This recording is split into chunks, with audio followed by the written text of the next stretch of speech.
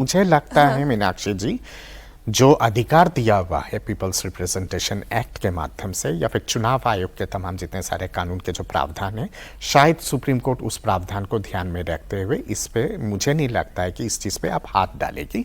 और अगर टीएमसी की जो दलीलें है उस पे भी अगर देखा जाए तो कुछ जगहों पे वो भी अपने आर्ग्यूमेंट पे सटीक बोल रहे हैं, पर क्योंकि आपके प्रक्रिया और कानून इस तरह का है तो उसके हिसाब से अगर देखा जाए तो मुझे नहीं लगता है कि चुनाव आयोग आपका क्या टेक है सर इस पे? नहीं, ये देखिए अभी बहुत सारी चीजें उत्तर बंगाल को लेकर के अनप्रेसिडेंटेड हुई हैं।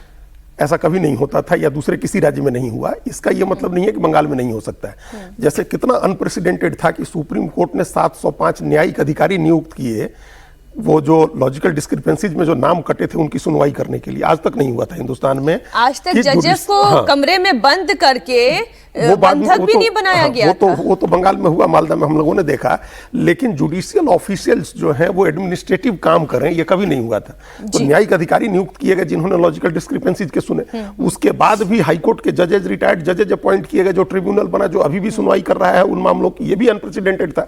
तो कई अनप्रेसिडेंटेड काम हुए हैं जो पहले नहीं हुआ। और जिस बात का जिक्र कर रहे हैं रिप्रेजेंटेशन ऑफ पीपल्स एक्ट 1951 जो है, उस एक्ट में चुनाव आयोग की जिम्मेदारी है स्वतंत्र और निष्पक्ष चुनाव कराने की।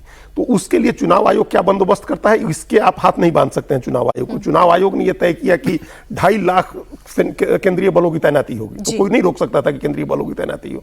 तो वो किया उसने चुनाव आयोग ने।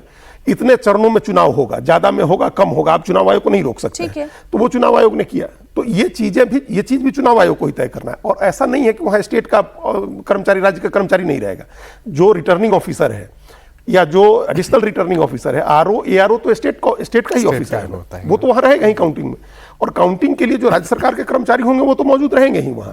ये तो पर्यवेक्षक के तौर पर अपॉइंट होना है। देखिए इस मामले को लेकर के पहले भी ममता बनर्जी कोर्ट गई थी, जो माइक्रो ऑब्जर्वर्स अपॉइंट हुए थे, एक सेंट्रल ऑब्जर्वर्स अपॉइंट हुए थे, इनको लेकर के भी कि क्यों केंद्र सरकार के कर्मचारी को माइक्रो ऑब्जर्वर जब दूसरे जगह नहीं अपॉइंट होते हैं तो आप बंगाल में क्यों कर रहे हैं। लेकिन किया था, चूंकि चुनाव आयोग चाहता है कि स्वतंत्र और निष्पक्ष चुनाव हो। एक वरिष्ठ पत्रकार ने कहा था कि ममता बनर्जी का सिस्टम पूरा हिल गया है, है ना? तो वो क्योंकि वो सिस्टम उनके हाथ में नहीं है, वो उसको मैनेज नहीं कर पा रही है, या वो कैसे मैनेज हो रहा है वो उसे देख नहीं पा रही है, असिस्ट नहीं कर पा रही है, इसलिए ये उनकी बेचैनी जो उनको सुप्रीम कोर्ट, हाई कोर्ट सब जगह दौड़ा रही है। ऐसा तो होगा नहीं कि केंद्रीय कर्मचारी अगर पर्यवेक्षक के तौर पर बैठा हुआ है, वहां स्टेट के भी कर्मचारी हैं जो गिनती का काम करेंगे, और आपका काउंटिंग एजेंट बैठा हुआ है, दूसरी पार्टियों के काउंटिंग एजेंट बैठा हुआ है, तो ऐसा तो नहीं होगा ना कि केंद्रीय कर्मचारी ईवीएम में दूसरा आ रही है आपके पक्ष में तो उसको बदलवा देगा। ऐसा तो होगा नहीं। तो हर पार्टी का बैठा होगा ना, वहां कांग्रेस का भी होगा, तृणमूल कांग्रेस का भी होगा, लेफ्ट का भी होगा, काउंटिंग एजेंट सब होंगे। तो वहां एक केंद्रीय पर्यवेक्षक रहे, मतलब इसमें टेक्निकली और कोई परेशानी नहीं।